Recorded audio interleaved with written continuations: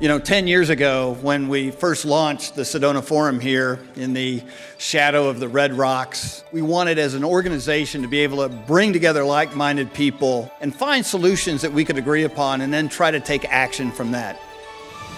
John would be so happy that all of you are here tonight. Make sure that we never forget that it's democracy that keeps people free. In the last floor speech that Senator McCain gave, he talked about the concern he had with the partisanship at every cost mentality. He was a man of strong opinions, but was unafraid to stand alone and break with his party when he thought he was doing something right. What kills me is not having John McCain in the Senate.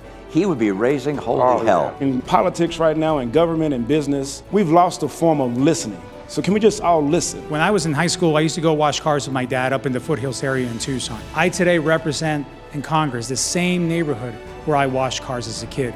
Only in America can you do this. The Atlas systems relies on Russian rocket engines. And Senator McCain had the vision to say, this is not right. We are really concerned where this AI technology take us to. And as a Kissinger Fellow, that's something I would like to work on. It is our privilege to honor the women of Iran with the McCain Institute Courage and Leadership Award. We have to make sure that every single day Xi Jinping, for the rest of his life, wakes up and says, not today. We talk about John McCain, character-driven leadership. I'd say Putin is proving himself an ambition-driven failure. In terms of what's happening in our region, I call it a call to action. When you talk about a communist government who doesn't respect the rights of their own people, how are they going to respect the rights of your people? And having those backbones, you've got to have those hard conversations. I think what we take away from this is that Latin America is very important. China is moving in and trying to replace the United States. And they're also watching what happens in Ukraine. Ukrainian volunteers are the heroes of this war. Supporting Ukraine isn't just with missiles and bullets, it's with meals,